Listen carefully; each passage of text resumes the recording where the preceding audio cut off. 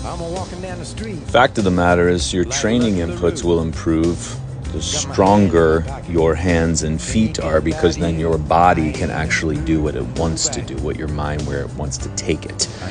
But a huge limiting factor in your training is usually your hands and feet. Tending to your garden, how much your hands are involved. I don't think we think about this. Just grinding my coffee beans in the morning, to preparing my coffee, to then bringing the mug to my lips, carrying groceries to your car, to your home, or even just picking the groceries off the shelf, or doing fun things like a Japanese puzzle box that my family got me. Hands intimately involved.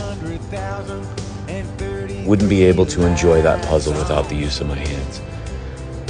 We got to take it deeper than just simple hand moves like this, because life is about force and energy, and sometimes the forces of life and the energy that life presents is gnarly.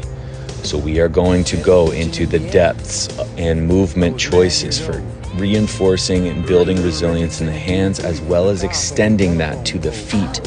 So whoever took the foot zoom, we are going to draw that out and go even more advanced with more movements for the feet to be able to tend to these windows that allow the performance of the rest of the body to catch up and sync it all together. This Thursday, the Hands Zoom Workshop.